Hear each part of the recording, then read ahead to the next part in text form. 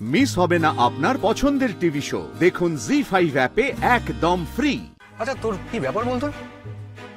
যোগাযোগ একদম রাখিস না, ফোন টোন কিছুই করিস না, আর মামুর সঙ্গে হঠাৎ কি এমন দরকার হলো?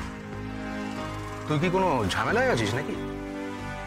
তোকে দেখে তো মনে হচ্ছে তুই ঠিক নেই। তুই কি রে, ঠিক আছে তো সব? না, ঠিক নেই, কিচ্ছু ঠিক নেই। দেখ, এই মুহূর্তে আমি তোকে সবকিছু খুলে বলতে পারছি না। ওকে, ঠিক আছে ঠিক আছে, তোর পার্সোনাল ব্যাপার, তুই যখন কমফোর্টেবল ফিল করবি তখন বলবি। ওকে? তুই বিয়ে করেছিস শুনেছিলাম, তোর বউ কোথায়? আমরা কোর্টে ডিভোর্স ফাইল করেছি।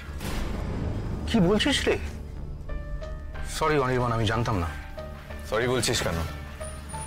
সরি বলার কিছু বলিসনি তুই। তুই তো খুব স্বাভাবিক একটা নর্মাল প্রশ্ন করেছিস। এতগুলো দিন হয়ে গেল রাই, একটু মন কেমনও কি করে না তোমার আমার জন্য? কখনো বসে দুফোঁটা চোখের জল কি ফেলেছো তুমি আমার জন্য? নাকি কেবল ঘেন্না দিয়েই মনে রেখেছো আমাকে? কোথায় আছো তুমি রাই? কেমন আছো তুমি?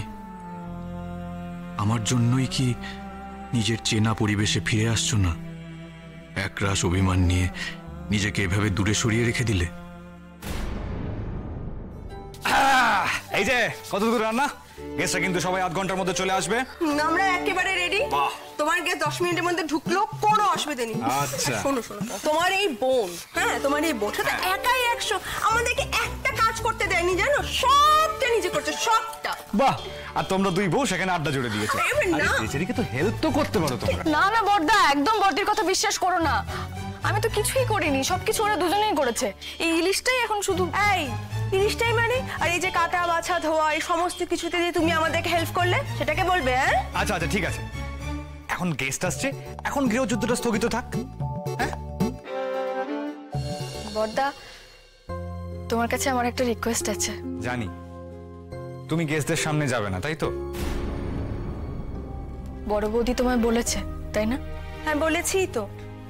এই যে তুমি সবসময় লুকিয়ে লুকিয়ে থাকো, তোমার দাদা জানতে চাইবে না তার ছোট বোন কেন লুকিয়ে লুকিয়ে থাকছে? বেরিয়েছিলাম তো বাইরে বেশ কয়েকবার, তোমরা তো দেখেইছো। বড্ড বেশি প্রশ্ন করে লোকজন।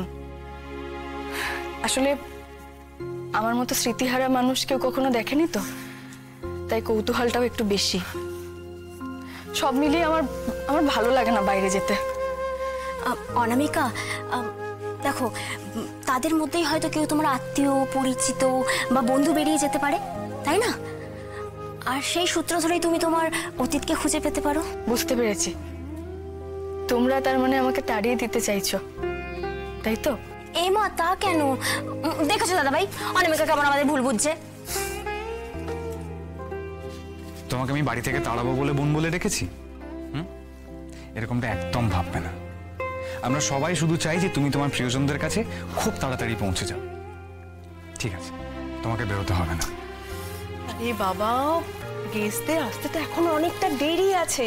আগে ওরা আসুক, তারপর না হয় আরেকবার আমি তোমার কাছে জানতে চাইবো। তখন মন চাইলে তুমি যাবে, না হলে তুমি যাবে না, কেউ তোমাকে জোর করবে না, ঠিক আছে? Thank you. জি5 ডাউনলোড করুন আর সব এপিসোড দেখুন একদম ফ্রি।